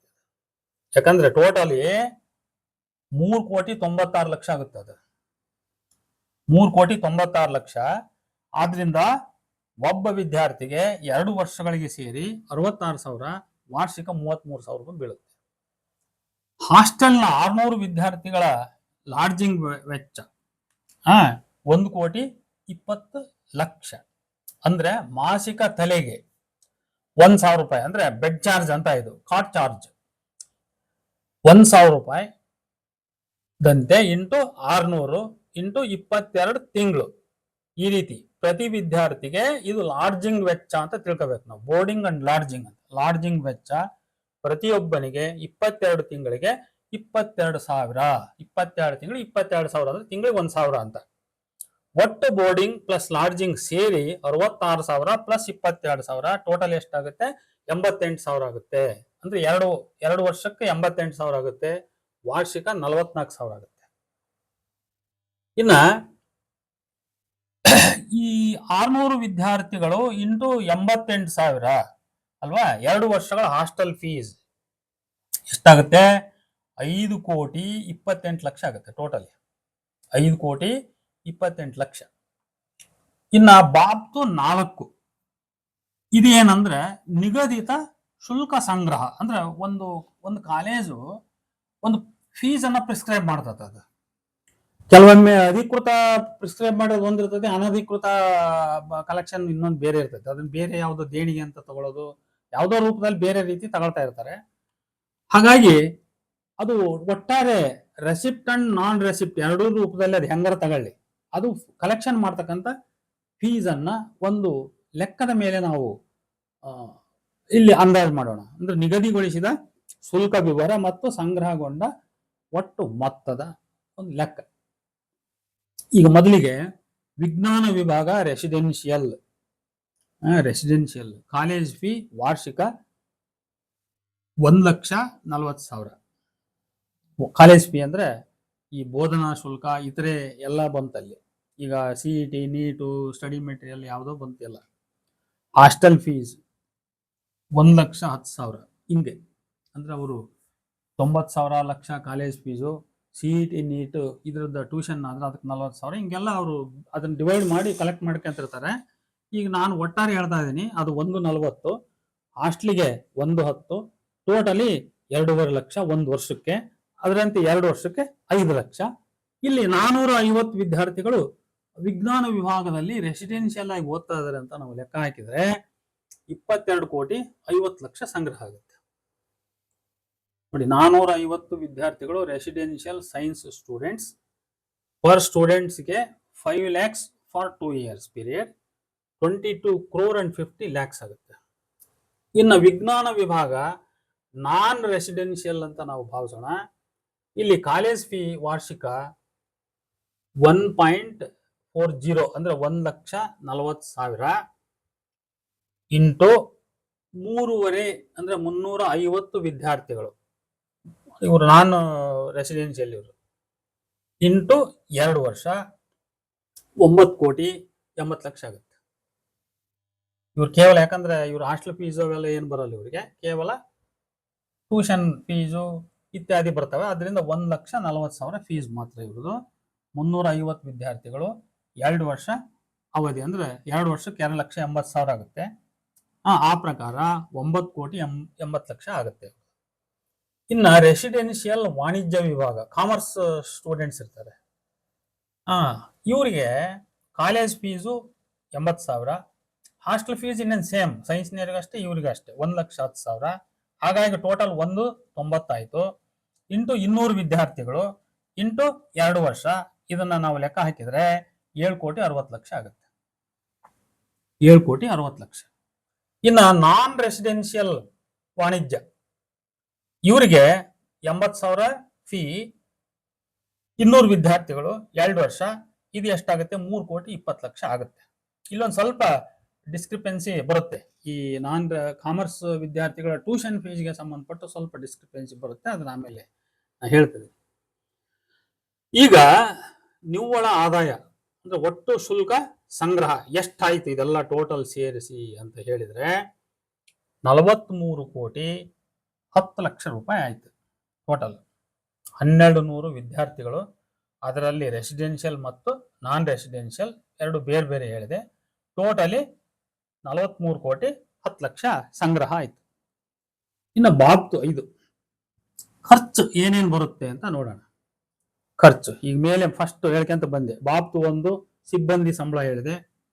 ಸಿಬ್ಬಂದಿ ಸಂಬಳ 2 ವರ್ಷಕ್ಕೆ 9,91,20,000 ಬರುತ್ತೆ. ಬಾಬ್ತು 2 ಇತರೆ ವೆಚ್ಚಗಳು ಅಂತ ಹೇಳಿದೆ, ಅಂದ್ರೆ ಅದರ್ ಎಕ್ಸ್ಪೆನ್ಸಸ್ ಅಂತ ಹೇಳಿದೆ, 4,44,00,000 2 ವರ್ಷಗಳಿಗೆ. ಬಾಬ್ತು 3 ಅಂದ್ರೆ ಹಾಸ್ಟೆಲ್ ವೆಚ್ಚ, ಅವರಿಗೆ ತಿಂಡಿ ಟೀ ಊಟ ಇತ್ಯಾದಿ ಕೊಡ್ತಕ್ಕಂಥದ್ದು, ಅದು 5,28,00,000 2 ವರ್ಷಗಳಿಗೆ. ಟೋಟಲಿ ಒಟ್ಟು ಖರ್ಚು ಎಷ್ಟು ಬಂತು ಅಂತ ಹೇಳಿದ್ರೆ 19,63,20,000 ಆಗುತ್ತೆ. ಟೋಟಲಿ 19,63,20,000. ಈಗ ಬಾಬ್ತು 6 ನಿವ್ವಳ ಶುಲ್ಕ ಸಂಗ್ರಹ ಮೊತ್ತ, ಅಂದ್ರೆ ಎಷ್ಟು ಫೀಸ್ ಅನ್ನ ಇವರು ಟೋಟಲಿ ಕಲೆಕ್ಟ್ ಮಾಡ್ಕೊಂಡ್ರು ಅಂತ. ಈಗ ಬಾಬ್ತು 4ರಲ್ಲಿ ನಾವು ಏನ್ ವಿವರಿಸಿದ್ವಿ ಆ ಪ್ರಕಾರ ವಿಜ್ಞಾನ ವಿಭಾಗದ ರೆಸಿಡೆನ್ಷಿಯಲ್ ವಿದ್ಯಾರ್ಥಿಗಳಿಂದ 22,50,00,000, ವಿಜ್ಞಾನ ವಿಭಾಗದ ನಾನ್ ರೆಸಿಡೆನ್ಷಿಯಲ್ ವಿದ್ಯಾರ್ಥಿಗಳಿಂದ 9,80,00,000, ರೆಸಿಡೆನ್ಷಿಯಲ್ ವಾಣಿಜ್ಯ ವಿದ್ಯಾರ್ಥಿಗಳಿಂದ 7,60,00,000, ನಾನ್ ರೆಸಿಡೆನ್ಷಿಯಲ್ ವಾಣಿಜ್ಯ ವಿಭಾಗದಿಂದ 3,20,00,000, ಟೋಟಲಿ 43,10,00,000 ಅಂತ ಆಯ್ತು. ಈಗ ಬಾಬ್ತು 4 43,10,00,000 ಇದು ಸಂಗ್ರಹ ಆಯ್ತು. ವೆಚ್ಚ 19,63,20,000 ಆಯ್ತು. ಬಾಬ್ತು 5ರಲ್ಲಿ ಇದನ್ನ ಹೇಳಿದ್ವಿ ಖರ್ಚು ಯಾವ್ಯಾವ್ದಕ್ಕೆ ಎಷ್ಟು ಅಂತ. ಈಗ ನೋಡ್ರಿ ನಿವ್ವಳ ಲಾಭ 2 ವರ್ಷಕ್ಕೆ 23,47,20,000 ಅಂತ ಆಯ್ತು. 23 ಕೋಟಿ ಅಂದ್ರೆ ಟೋಟಲ್ ಸಂಗ್ರಹ ರೆವಿನ್ಯೂ 43 crore and 10 lakh ಇದೆ. ಟೋಟಲ್ ಎಕ್ಸ್ಪೆನ್ಸ್ ಎಷ್ಟಿದೆ 19,63,20,000 ಅಂತ ಇದೆ. ಇನ್ನು ರಿಮೈನಿಂಗ್ ಅಮೌಂಟ್ ಎಷ್ಟು ಉಳಿತು 23,47,20,000 ಆಯ್ತು. ಇದು 2 ವರ್ಷ ಅಂತ ಅರ್ಥ. ಆದ್ರೆ ಇದನ್ನ ನಾವು 2 ಕ್ಲಾಸಿಗೆ ಡಿವೈಡ್ ಮಾಡಿದ್ರೆ ಅದು ಒಂದೇ ವರ್ಷ ಆಗುತ್ತೆ. ಫಸ್ಟ್ ಇಯರ್ ಸೆಕೆಂಡ್ ಇಯರ್ ಎರಡು ಒಂದು ಸ್ವಲ್ಪ ಅಲ್ಪ ವ್ಯತ್ಯಾಸ, ಒಂದೇ ಫೀಸು ಅಂತ ನಾವು ತಿಳ್ಕೊಂಡು ಭಾವಿಸ್ಕೊಂಡ್ಬಿಟ್ರೆ ಇದು ಕಾಲೇಜಿನ 1 ವರ್ಷದ ಆದಾಯ ಆಗುತ್ತೆ. ಅಂದ್ರೆ 43 ಕೋಟಿ ಚಿಲ್ಲರ ರೆವಿನ್ಯೂ ಬರುತ್ತೆ, 19-20 ಕೋಟಿ ಖರ್ಚು ಮಾಡ್ತಾರೆ, ಇನ್ನು 22-23 ಕೋಟಿ ಅವ್ರು ಉಳಿಸ್ಕೊಂತಾರೆ ಅಂತ ಗೊತ್ತಾಗುತ್ತೆ. ಇನ್ನ ಮುಂದಕ್ಕೆ ಹೋಗೋಣ. ಬಾಬ್ತು 1, 2, 3ರಲ್ಲಿ ತೋರಿಸಿದಂತೆ ಒಂದೊಂದು ವಿಭಾಗದ ಪ್ರತಿ ಒಬ್ಬ ವಿದ್ಯಾರ್ಥಿಗೆ ಒಂದು ಸಂಸ್ಥೆ 2 ವರ್ಷಗಳಿಗೆ ಖರ್ಚು ಮಾಡಿರಬಹುದಾದ ಮೊತ್ತದ ಪಾಲು ಈ ಕೆಳಗಿನಂತಿದೆ. ಅಂದ್ರೆ ಟೋಟಲ್ ಎಕ್ಸ್ಪೆನ್ಸ್ ಏನ್ ನಾವು ಹೇಳ್ಕೊಂತ ಬಂದ್ವಲ್ಲ, ಸಿಬ್ಬಂದಿ ಸಂಬಳ, ಆಮೇಲೆ ಇತರೆ ಅದರ್ ಎಕ್ಸ್ಪೆನ್ಸು, ಇವನ್ನೆಲ್ಲ ಏನ್ ಹೇಳ್ಕೊಂತ ಬಂದ್ವಲ್ಲ ಅದೆಲ್ಲ ಇದನ್ನ ನಾವು ಹುಡುಗರ ಮೇಲೆ ಡಿವೈಡ್ ಮಾಡಿದ್ರೆ ಹೆಂಗಾಗುತ್ತೆ ವಾಸ್ತವವಾಗಿ ಅಂತ ಒಂದು ಲೆಕ್ಕ ತಗೋಬಹುದು. ನಾವು ಡಿವೈಡ್ ಮಾಡಿದ್ರೆ ಹೆಂಗಾಗುತ್ತೆ ಅಂದ್ರೆ ನೋಡಿ, ಪ್ರತಿಯೊಬ್ಬ ರೆಸಿಡೆನ್ಷಿಯಲ್ ವಿಜ್ಞಾನ ವಾಣಿಜ್ಯ ಎರಡೂ ವಿಭಾಗದ ವಿದ್ಯಾರ್ಥಿಗಳಿಗೆ ಸಮಾನವಾಗಿ ಹಂಚಲ್ಪಟ್ಟ ಖರ್ಚಾಗಬಹುದಾದ ಮೊತ್ತ ನೋಡಿ, ಬೋಧನಾ ವೆಚ್ಚ 82,600 ಆಗುತ್ತೆ. ಆದ್ರೆ ಇದಕ್ಕೆ ಎಗನೆಸ್ಟ್ ಆಗಿ ಸಂಗ್ರಹ ಮಾಡಿರ್ತಕ್ಕಂಥ ಅಮೌಂಟ್ ಎಷ್ಟಾಗುತ್ತೆ 1,40,000 ಆಗುತ್ತೆ. ಹೌದಾ, ಅಲ್ಲಿ 1,40,000 ಸಂಗ್ರಹ ಮಾಡ್ತಾರೆ, ಆದ್ರೆ ಅವ್ರು ಆಕ್ಚುಲಿ ವಾಸ್ತವವಾಗಿ ಖರ್ಚು ಮಾಡ್ತಕ್ಕಂಥದ್ದು ಫಾರ್ 2 years 82,600 ಖರ್ಚು ಮಾಡ್ತಾರೆ. ಅದೇ ತರ ಹಾಸ್ಟೆಲ್ ವೆಚ್ಚ ಪರ್ ಹೆಡ್ ಫಾರ್ 2 years 82,000 ಆಗುತ್ತೆ. ಅಲ್ಲ ಸಾರಿ 88,000 88,000 ಆಗುತ್ತೆ. ಆದ್ರೆ ಇದಕ್ಕೆ ಎಗನೆಸ್ಟ್ ಆಗಿ ಸಂಗ್ರಹ ಎಷ್ಟಾಗುತ್ತೆ 1,10,000 ಸಂಗ್ರಹ ಮಾಡ್ತಾರೆ ಅವರು. ಆಮೇಲೆ ಇತರೆ ವೆಚ್ಚ 37,000 ಆಗುತ್ತೆ. 37,000 ಆಗುತ್ತೆ. ಇದರಲ್ಲಿ ವಾಣಿಜ್ಯ ವಿಭಾಗದ ವಿದ್ಯಾರ್ಥಿಗಳಿಗೆ ನಿಗದಿಪಡಿಸಲ್ಪಟ್ಟ ಬೋಧನಾ ಕಾಲೇಜು ಶುಲ್ಕದ ಮೊತ್ತ 80,000. ಇಲ್ಲಿ 80,000 ಇದೆ ಇದ್ದು ಈ ಕಾಲಂನಲ್ಲಿ 82,600 ನಾವು ಹಂಚಲ್ಪಟ್ಟಿರೋದ್ರಿಂದ 2,600 ಕಾಮರ್ಸ್ನವರಿಗೆ ಹೆಚ್ಚು ಸಂಗ್ರಹ ಆದಂಗ ಸಂಗ್ರಹ ಸಂಗ್ರಹ ಮಾಡಬೇಕಾಗುತ್ತದೆ ಅಥವಾ ಸಂಗ್ರಹವಾಗಬೇಕು ಅಂತ ನಾವು ಇಲ್ಲಿ ತಿಳ್ಕೋಬೇಕು. ಇನ್ನು ಈಗ ನೋಡಿ ಟೋಟಲಿ ಟೋಟಲಿ 2,07,600 ರೂಪಾಯಿ ಖರ್ಚು. ಇದು 2 ವರ್ಷಕ್ಕೆ ಒಬ್ಬ ವಿದ್ಯಾರ್ಥಿಗೆ ಬೀಳ್ತಕ್ಕಂಥದ್ದು.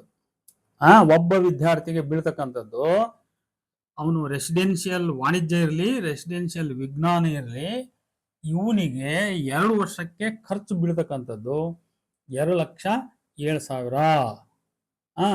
ವಾರ್ಷಿಕಕ್ಕೆ 1,03,800 ರೂಪಾಯಿ ಆಗುತ್ತೆ. ಇನ್ನ ಪ್ರತಿಯೊಬ್ಬ ನಾನ್ ರೆಸಿಡೆನ್ಷಿಯಲ್ ವಿಜ್ಞಾನ ವಾಣಿಜ್ಯ ವಿದ್ಯಾರ್ಥಿಗೆ ಸಮಾನವಾಗಿ ಖರ್ಚು ಆಗಬಹುದಾದ ಮೊತ್ತ ಬೋಧನಾ ಶುಲ್ಕ 82,600, ಹಾಸ್ಟೆಲ್ ವೆಚ್ಚ 37,000, ಟೋಟಲಿ 1,19,600 ಬರುತ್ತೆ. ಈಗ ನಾವು ಅಂತಿಮವಾದ ಒಂದು ಕ್ರೋಢೀಕರಣ ಮಾಡೋಣ. ಹೇಗೆ ಅಂತ ಹೇಳಿದ್ರೆ ಒಂದು ಕ್ರೋಢೀಕೃತ ಲೆಕ್ಕ ನೋಡಿ. ಒಟ್ಟು ಕಾಲೇಜಿನ ವಿದ್ಯಾರ್ಥಿಗಳು 1,200, ವಿಜ್ಞಾನ ರೆಸಿಡೆನ್ಸ್ 450 ಪ್ಲಸ್ ವಾಣಿಜ್ಯ ರೆಸಿಡೆನ್ಸ್ 200, ಅಲ್ಲಿಗೆ ಎಷ್ಟಾಯ್ತು 650 ಆಯ್ತು. ವಿಜ್ಞಾನ ನಾನ್ ರೆಸಿಡೆನ್ಸ್ 350, ವಾಣಿಜ್ಯ ನಾನ್ ರೆಸಿಡೆನ್ಸ್ 200, ಟೋಟಲ್ 550 ಆಯ್ತು. ಒಂದು 650, ಇನ್ನೊಂದು 550, ಟೋಟಲಿ 1,200 ಹುಡುಗರು ಆದ್ರು. ಬಾಬ್ತು 1, 2, 3ರಲ್ಲಿ ವಿವರಿಸಿದಂತೆ 1,200 ವಿದ್ಯಾರ್ಥಿಗಳ ಒಟ್ಟು ಅಂದಾಜಿಸಿದ ಅಂದ್ರೆ ಎಸ್ಟಿಮೇಟೆಡ್ ಎಕ್ಸ್ಪೆನ್ಸ್ ವಿವರ ಹೇಗೆ 450 ವಿಜ್ಞಾನ ವಿದ್ಯಾರ್ಥಿಗಳು ಪ್ಲಸ್ 200 ವಾಣಿಜ್ಯ ವಿದ್ಯಾರ್ಥಿಗಳು ಈಕ್ವಲ್ಸ್ 650 ರೆಸಿಡೆನ್ಷಿಯಲ್ ಸ್ಟೂಡೆಂಟ್ಸ್ ಆಯ್ತು ಇಂಟು 2,07,600 ಅಲ್ವಾ. 2,07,600 ಇದು ಎಷ್ಟಾಗುತ್ತೆ? ಇದು ಸುಮಾರು 134,940,000 ಬರುತ್ತೆ.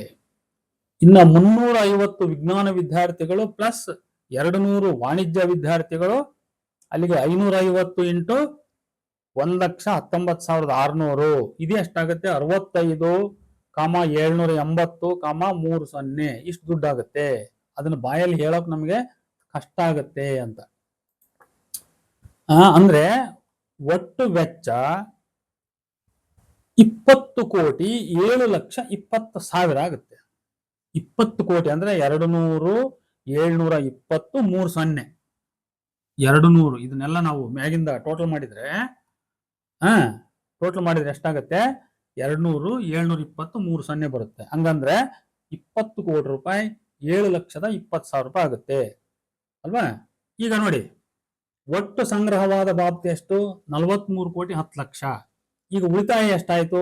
22,04,20,000 ರೂಪಾಯಿ ಆಯ್ತು. ಸ್ಪಷ್ಟವಾಯ್ತಲ್ಲ, ಕ್ಲಿಯರ್. ಇದರಲ್ಲಿ ಈಗ ನಾವು ಈಗ ಅಂದಾಜು ಲೆಕ್ಕ ಮಾಡಿದ್ವಿ.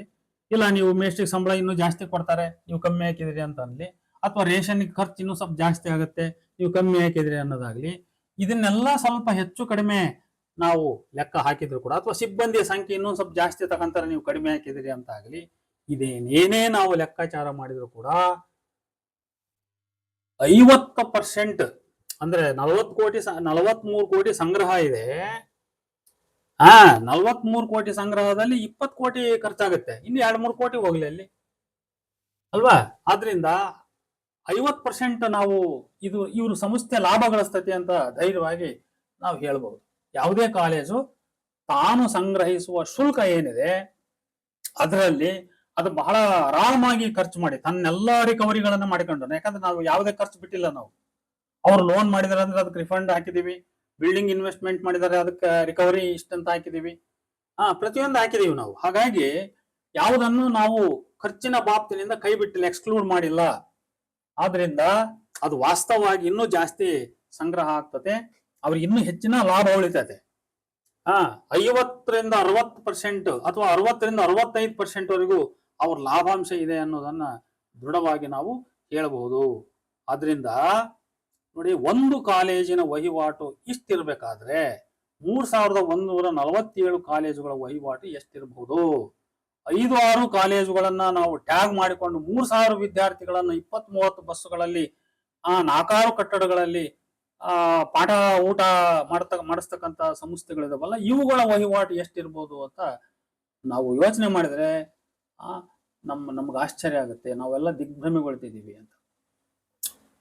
ಆದ್ರಿಂದ ಇಲ್ಲಿ ಬಹಳ ದೊಡ್ಡ ಒಂದು ವ್ಯವಹಾರ ವಹಿವಾಟು ನಡೀತದೆ. ಇದನ್ನ ಇನ್ಕಮ್ ಟ್ಯಾಕ್ಸ್ ಡಿಪಾರ್ಟ್ಮೆಂಟ್ ಎಷ್ಟು ಮಟ್ಟಿಗೆ ಗಮನಿಸಿದೆ ಮತ್ತು ಎಜುಕೇಶನ್ ಡಿಪಾರ್ಟ್ಮೆಂಟ್ ಇದನ್ನ ಎಷ್ಟು ಸೀರಿಯಸ್ ಆಗಿ ತಗೊಂಡಿದೆ ಅನ್ನೋದು ಗೊತ್ತಿಲ್ಲ.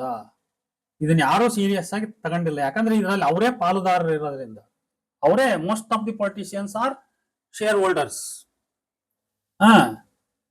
ಆದ್ರಿಂದ ಈ ಒಂದು ಸೆಕ್ಷನ್ ಅನ್ನ, ಅಂದ್ರೆ ಎಜುಕೇಶನ್ ಇದನ್ನ, ಅದರಲ್ಲೂ ಈ ಅನ್ಎಡೆಡ್ ಎಜುಕೇಶನ್ ಇನ್ಸ್ಟಿಟ್ಯೂಷನ್ಸ್ ಗಳನ್ನ ಸೀರಿಯಸ್ ಆಗಿ ತಗೊಂಡಿಲ್ಲ.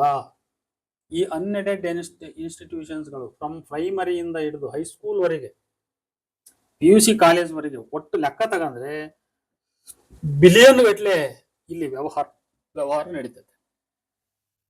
ನೋಡಿ, 26-27ನೇ ಸಾಲಿನಲ್ಲಿ 0 ಪ್ರವೇಶಾತಿಯುಳ್ಳ ಕಾಲೇಜುಗಳು 37. 2025ನೇ ಸಾಲಿನ ವಾರ್ಷಿಕ ಪರೀಕ್ಷೆಯಲ್ಲಿ 0 ಫಲಿತಾಂಶ ದಾಖಲಿಸಿರ್ತಕ್ಕಂಥ ಕಾಲೇಜುಗಳು 123 ಇದಾವೆ. ಸರ್ಕಾರಿ ಕಾಲೇಜ್ 8, ಎಡೆಡ್ 20, ಅಲ್ಪಸಂಖ್ಯಾತ 5, ಅನ್ಎಡೆಡ್ 90 ಕಾಲೇಜ್ ಇದಾವೆ. ಏನ್ರಿ, ಅನ್ಎಡೆಡ್ ಕಾಲೇಜುಗಳ ಹಾವಳಿ ಹೆಚ್ಚಿ ಸರ್ಕಾರಿ ಮತ್ತು ಅನುದಾನಿತ ಖಾಸಗಿ ಕಾಲೇಜುಗಳ ಪ್ರವೇಶಾತಿ ಅದು ಫೆಲ್ ಡೌನ್ ಆಗಿದೆ, ಸಾಕಷ್ಟು ಕುಸಿದಿದೆ ಅದು. ಇದನ್ನೆಲ್ಲ ಎಲ್ಲಿ ಗೂಗಲ್ ನೋಡಿದ್ರೆ ಎಲ್ಲ ನಮ್ಗೆ ಲೆಕ್ಕಾಚಾರಗಳು ಸಿಗ್ತವೆ. 2020-21ರಿಂದ 2025-26ರ ನಡುವೆ 3617 ಸರ್ಕಾರಿ ಶಾಲೆಗಳು ಮುಚ್ಚಿ ಹೋಗಿದಾವೆ. 10.38% ಪ್ರವೇಶಾತಿ ಕಳೆದ 3 ವರ್ಷಗಳಲ್ಲಿ ಸರ್ಕಾರಿ ಸಂಸ್ಥೆಗಳಲ್ಲಿ ಕುಸಿದಿದೆ. 2022-23ರಲ್ಲಿ 45.46 ಲಕ್ಷ ದಾಖಲಾತಿ ಇದ್ದರೆ 2023-24ರಲ್ಲಿ ಅದು 42.94 ಲಕ್ಷಕ್ಕೆ ಇಳಿದ್ರೆ 2024-25ರಲ್ಲಿ 40.74 ಲಕ್ಷಕ್ಕೆ ಇಳಿದಿದೆ. ಅಂದ್ರೆ ನೋಡಿ, ಒಂದು 5 ಲಕ್ಷ ಚಿಲ್ಲರ ಕಡಿಮೆ ಆಗೋಯ್ತು 2 ವರ್ಷದಲ್ಲಿ. ಇನ್ನ 23-24ರಲ್ಲಿ 90 ಸರ್ಕಾರಿ ಪದವಿ ಪೂರ್ವ ಕಾಲೇಜುಗಳು ಮುಚ್ಚೋಗಿದ್ದಾವೆ, ಕ್ಲೋಸ್ ಆಗಿದ್ದಾವೆ. ಸರ್ಕಾರಿ ಕಾಲೇಜುಗಳು ಮತ್ತೆ ಮುಚ್ಚೋಗಿದ್ದಾವೆ. ಸರ್ಕಾರಿ ಪದವಿ ಪೂರ್ವ ಕಾಲೇಜುಗಳಲ್ಲಿ 47% ಬೋಧಕರ ಕೊರತೆ ಇದೆ. ಸರಾಸರಿ ಫಲಿತಾಂಶ 57.11% ಇದೆ. ಆದ್ರೆ ಅನ್ಎಡೆಡ್ ಕಾಲೇಜುಗಳಲ್ಲಿ 90%, 100% ರಿಸಲ್ಟ್ ಇದೆ. ಯಾಕಂದ್ರೆ ಅವರೆಲ್ಲ 90 ಅಬೌವ್ ಇರ್ತಕ್ಕಂಥ ವಿದ್ಯಾರ್ಥಿಗಳನ್ನ ದಾಖಲಾತಿ ಮಾಡ್ಕೊಳ್ತಾರೆ. ಇಲ್ಲಿ ಏನಾಗ್ತದೆ ಅಂದ್ರೆ, ಹುಡುಗರು, ಶ್ರೀಮಂತ ಹುಡುಗರು, ಬಹಳ ಜಾಣ ಹುಡುಗರು, ಸೊಫಿಸ್ಟಿಕೇಟೆಡ್ ಫ್ಯಾಮಿಲಿಯಿಂದ ಬರ್ತಕ್ಕಂಥವ್ರು, ಇವರೆಲ್ಲ ಅನ್ಎಡೆಡ್ ಕಾಲೇಜಿನ ಪಾಲು. ದಡ್ಡ ಹುಡುಗರು, ಪೂರ್ ಪೀಪಲ್, ರೂರಲ್ ಏರಿಯಾದಿಂದ ಬರ್ತಕ್ಕಂಥವ್ರು, ದುಡ್ಡು ಕೊಡೋಕೆ ಆಗದೆ ಇರೋರು, ಆಮೇಲೆ ಅತ್ಯಂತ ದಡ್ಡರು, ಅವರೆಲ್ಲ ಸರ್ಕಾರಿ ಕಾಲೇಜುಗಳ ಪಾಲು ಅನ್ನಂಗೆ ಇದು ನ್ಯಾಚುರಲಿ ಇಂಥದ್ದೊಂದು ಡಿವಿಷನ್ ಆಗ್ಬಿಟ್ಟಿದೆ. ಇದನ್ನ ಸರ್ಕಾರ ಬಹಳ ಸೀರಿಯಸ್ ಆಗಿ ಗಮನಿಸಬೇಕು. ಅಂದ್ರೆ ಒಂದು ಕಲಿಕಾ ಕ್ಷೇತ್ರದಲ್ಲಿ ದಡ್ಡರನ್ ಬೇರೆ ಜಾಂಡ್ರನ್ ಬೇರೆ ಡಿವೈಡ್ ಮಾಡಿದ್ರೆ ಅಲ್ಲಿ ದಡ್ಡ ಇನ್ನಷ್ಟು ದಡ್ಡರಾಗಿ ಹೋಗ್ತಾರೆ. ಇದು ಪ್ರಾಬ್ಲಮ್. ಎರಡೂ ಬೆರೆತಿದ್ರೆ ಒಬ್ಬರಿಂದ ಇನ್ನೊಬ್ರು ನೋಡಿ ಕಲಿತಕ್ಕಂಥದ್ದು ಬಹಳ ಇರ್ತೈತಿ, ಕೆಡೋದು ಇರ್ತೈತಿ, ಇರಲ್ಲ ಅಂತ ಹೇಳಲ್ಲ. ಅದರಿಂದ ಪ್ರತಿ ಜಿಲ್ಲೆಗೆ ನೋಡಿ 10-20 ಕಾಲೇಜುಗಳು ಪ್ರತಿ ವರ್ಷ ಮುಚ್ಚುವ ಸ್ಥಿತಿಯಲ್ಲಿದ್ದಾವೆ. 2022-25ರಲ್ಲಿ ಸುಮಾರು 11 ಏಡೆಡ್ ಕಾಲೇಜುಗಳು ಮುಚ್ಚಿ ಹೋಗಿದ್ದಾವೆ. ಇದೆಲ್ಲವನ್ನ ಲಕ್ಷಿಸಿದಾಗ ಶೋಷಣೆಯ ಪ್ರಮಾಣ ನಮಗೆ ಶಾಕ್ ನೀಡ್ತತಿ. ಈ ಕಾರಣಕ್ಕಾಗಿ 2009-10ರಲ್ಲಿ ಇಂಥ ಶಿಕ್ಷಣ ಸಂಸ್ಥೆಯೊಂದನ್ನು ಆರಂಭಿಸಿದ ಒಂದು ಸಂಸ್ಥೆ ಈಗ 1000 ಕೋಟಿಗಳ ಒಡೆತನ ಸ್ಥಾಪಿಸಿ 3 ಜಿಲ್ಲಾ ಕೇಂದ್ರಗಳಲ್ಲಿ ಅದು ತನ್ನ ಕಾಲೇಜುಗಳನ್ನ ಸ್ಥಾಪಿಸಿರೋದು ಕರ್ನಾಟಕದಲ್ಲಿ ಉದಾಹರಣೆ ಇದೆ. ಇದನ್ನ ಕಂಡು ಕಾಣದಂತೆ ಈ ನಮ್ಮ ಸಮಾಜವಾದಿ ಚಿಂತಕರು ಮತ್ತು ಬಹಳ ಪ್ರಗತಿಪರ ರಾಜಕಾರಣಿಗಳು ಅಂತಕ್ಕಂಥವ್ರು, ಇವರೆಲ್ಲ ನಾಯಕರು ಮತ್ತು ಹೋರಾಟಗಾರರು, ಸಾಕಷ್ಟು ಕಮ್ಯುನಿಸ್ಟ್ ಹೋರಾಟಗಾರರು ಇದ್ದಾರೆ. ಈ ಶಿಕ್ಷಣದ ಬಗ್ಗೆ ಹುಡುಗರು ಕಟ್ಕೊಂಡು SFI ಅನ್ನೋದಿದೆ, ಇನ್ನು ಬೇರೆ ಬೇರೆ ಎಲ್ಲ ಇದಾವೆ. ಇವರೆಲ್ಲ ಮತ್ತೆ ಯಾಕೆ ಇವ್ರು ಕಣ್ಣು ಮುಚ್ಕೊಂಡು ಕುಂತಿದ್ದಾರೆ? ಇವ್ರಿಗೆಲ್ಲ ಇದು ಗೊತ್ತಾಗಲ್ವೇ ಇದು ಅಂತ ಪ್ರಶ್ನೆ. ಕೇವಲ 65,000 ಕೋಟಿಗಳ ಭಾಗ್ಯ ಯೋಜನೆಗಳ ಬಗ್ಗೆ ದಿನಕ್ಕೆ ಸಾವಿರಾರು ಗೊಣಗ್ತಕ್ಕಂಥ ಟೀಕೆ ಮಾಡ್ತಕ್ಕಂಥ ಜನ ಈ ದೈತ್ಯಾಕಾರದ ಶೋಷಣೆಯನ್ನ ಯಾಕೆ ಗಮನಿಸ್ತಾ ಇಲ್ಲ? ಅದು 65,000 ಕೋಟಿ ಭಾಗ್ಯಗಳಂದ್ರೆ ಅದು ನೇರವಾಗಿ ಜನರಿಗೆ ಹೋಗ್ತದ. ಅದು ಆ ಸ್ತ್ರೀ ಶಕ್ತಿ ಯೋಜನೆ ಇರಲಿ, ಗೃಹಲಕ್ಷ್ಮಿ ಇರಲಿ, ಯಾವುದೇ ಇರಲಿ, ಅದು ನೇರವಾಗಿ ಜನರಿಗೆ ಹೋಗಿ ತಲುಪ್ತದೆ. ಅದ್ರ ಬಗ್ಗೆ ಕೆಂಗಣ್ಣು ಬೀರ್ತಕ್ಕಂಥವ್ರು ಇಲ್ಲಿ ಒಳಗಡೆನೆ ಶಿಕ್ಷಣದ ಅಸ್ತ್ರವನ್ನ ಬಳಸ್ಬಿಟ್ಟು ಜನಸಾಮಾನ್ಯರನ್ನೆಲ್ಲ ಶೋಷಣೆ ಮಾಡ್ತಾರಲ್ಲ, ಇದನ್ನ ಯಾಕೆ ಗಮನಿಸ್ತಾ ಇಲ್ಲ? ಇದನ್ನ ಬಹಳ ಸೀರಿಯಸ್ ಆಗಿ ತಗೋಬೇಕು. ಈ ಕಾರಣಕ್ಕಾಗಿ ಈ ಅನ್ಎಡೆಡ್ ಸಂಸ್ಥೆಗಳನ್ನ ಅನುದಾನದಡಿ ತಂದು ಶುಲ್ಕದ ಪ್ರಮಾಣವನ್ನು ತಗ್ಗಿಸಬೇಕು. ಶಿಕ್ಷಣ ಒಂದು ಬಹುದೊಡ್ಡ ಲಾಭದ ಉದ್ಯಮವಾಗಿದೆ, ಇದನ್ನ ಸಾಮಾಜೀಕರಣಗೊಳಿಸ್ಬೇಕು ಅನ್ನೋದೇ ನನ್ನ ಪ್ರಾರ್ಥನೆ. ಇನ್ನ ಇದು ಇನ್ನೊಂದು ಅಬ್ಸ್ಟ್ರಾಕ್ಟ್ ಸಂಖ್ಯೆ ನಾನು ಕೊನೆಗೆ ಗಮನಕ್ಕೆ ಕೇಳ್ತೀನಿ. ಒಟ್ಟು ಖಾಸಗಿ ಕಾಲೇಜುಗಳಿಗೆ 2 ವರ್ಷಗಳ ತರಗತಿಗಳಿಂದ ಟೋಟಲ್ ಒಂದು ಸ್ಟೇಟ್ ವೈಡ್ ಹೆಂಗೆ ಅಂತ ನಾನು ಸ್ವಲ್ಪ ಸುಮ್ಮನೆ ಒಂದು ರಫ್ ಲೆಕ್ಕ ಹಾಕಿ ನೋಡಿದೆ ಒಂಚೂರು. ಹೆಚ್ಚು ಕಡಿಮೆ ನೋಡ್ರಿ, ಒಂದು 16,000 ಚಿಲ್ಲರ ಕೋಟಿ, ಅಂದ್ರೆ 160-70 ಬಿಲಿಯನ್, ಇನ್ನೂ ಜಾಸ್ತಿ ಆಗ್ತದ ಅದು. ಅಷ್ಟು ಆದಾಯ ಈ ಅನ್ಎಡೆಡ್ ಕಾಲೇಜುಗಳಿಗೆ ಬರ್ತೈತಿ, ಸ್ಟೇಟ್ ವೈಡ್ ನಾನು ಹೇಳ್ತಾ ಇರೋದು. ಅದರಲ್ಲಿ ಖರ್ಚು 8,725 ಕೋಟಿ ಖರ್ಚಾದ್ರೆ ಉಳಿತಾಯ 7,675 ಕೋಟಿ ಆಗ್ತದೆ. ಇಷ್ಟು ದೊಡ್ಡ ಪ್ರಮಾಣದಲ್ಲಿ ಇಲ್ಲಿ ಎಜುಕೇಶನ್ ಸಿಸ್ಟಮ್ ನಲ್ಲಿ ಒಂದು ವಹಿವಾಟು ನಡೀತೈತೆ. ಇದು ಪದವಿ ಪೂರ್ವ ಶಿಕ್ಷಣದ ಬಜೆಟ್ ಇಷ್ಟಿರ್ಬೇಕಾದ್ರೆ ಇನ್ನು ಪ್ರೀ ಪ್ರೈಮರಿ, ಹೈಸ್ಕೂಲ್ ಇವನ್ನೆಲ್ಲ ಸೇರಿಸ್ಕೊಂಡ್ಬಿಟ್ರೆ, ಪ್ರೈಮರಿ ಹೈಸ್ಕೂಲ್ ಸೇರಿಸಿದ್ರೆ ಇದ್ರ ಬಡ್ಜೆಟ್ ದೊಡ್ಡ ಬಡ್ಜೆಟ್ ಆಗ್ತದೆ. ಹಾಗಾಗಿ ಇದರ ಶೋಷಣೆ ಎಷ್ಟು, ಸಿಬ್ಬಂದಿಗಳ ಶೋಷಣೆ ಎಷ್ಟು, ಪೋಷಕರ ಶೋಷಣೆ ಎಷ್ಟು ಅನ್ನೋದನ್ನ ಎಲ್ಲರೂ ಪ್ರತಿಯೊಬ್ಬರು ಸೀರಿಯಸ್ ಆಗಿ ಗಮನಿಸಬೇಕು. ನೋಡಿ, ಇದಕ್ಕೆಲ್ಲ ಈ ದೊಡ್ಡ ವಹಿವಾಟಿಗೆ ಹೋಲಿಸಿದ್ರೆ ಸರ್ಕಾರಿ ಶಾಲಾ ಕಾಲೇಜುಗಳು 1ರಿಂದ 12ನೇ ತರಗತಿವರೆಗೆ 50 ಲಕ್ಷ ಹುಡುಗರು ಓದ್ತಾರಂತೆ. ಆ 50 ಲಕ್ಷ ಹುಡುಗರಿಗೆ ಕೇವಲ ಬರೀ 500 ರೂಪಾಯಿ ನಾವು ಫೀಸ್ ಲೆಕ್ಕ ಹಾಕಿದ್ರೆ ಅದು 2 ಬಿಲಿಯನ್ 500 ಮಿಲಿಯನ್ ಆಗುತ್ತೆ ಅಷ್ಟೇ. ಅದು ಬಹಳ ಅಲ್ಪ ಜುಜ್ಬಿ ಕ್ಷುಲ್ಲಕ ಆಗುತ್ತೆ. 500 ರೂಪಾಯಿ ನಾನು ಹಾಕಿರೋದು ಅಷ್ಟೇ ಇದು. ಆದ್ರೆ ಅದು ವಾಸ್ತವವಾಗಿ ಲೆಕ್ಕ ಹಾಕಿರೋ ಅಷ್ಟು ಸಂಗ್ರಹ ಸರ್ಕಾರಿ ಸಂಸ್ಥೆಗಳಿಗೆ ಇಲ್ಲ. ನೋಡಿ, ಇಷ್ಟು ನಮ್ಮ ಪೋಷಕರು, ಶಿಕ್ಷಣಾಸಕ್ತರು ಇದನ್ನ ಅರ್ಥ ಮಾಡ್ಕೋಬೇಕು. ಈ ಅನ್ಎಡೆಡ್ ಕಾಲೇಜುಗಳ ಬೆಳವಣಿಗೆ ಇದು ಶಿಕ್ಷಣ ರಂಗಕ್ಕೆ ದೊಡ್ಡ ಮಾರಕ. ಇದರಿಂದ ಸಾಕಷ್ಟು ನಮ್ಮ ವ್ಯವಸ್ಥೆಗೆ ಹಾನಿ ಆಗ್ತದೆ ಅನ್ನೋದನ್ನ ತಾವು ಗಮನಿಸಬೇಕು, ಎಚ್ಚೆತ್ಕೋಬೇಕು. ಇದರ ವಿರುದ್ಧ ಒಂದು ಹೋರಾಟ ಶುರುವಾಗಬೇಕು ಅಂತ ಹೇಳ್ತಾ ನಾನು ನನ್ನ ಮಾತುಗಳನ್ನು ಮುಗಿಸ್ತಾ ಇದ್ದೀನಿ. ನಮಸ್ಕಾರ.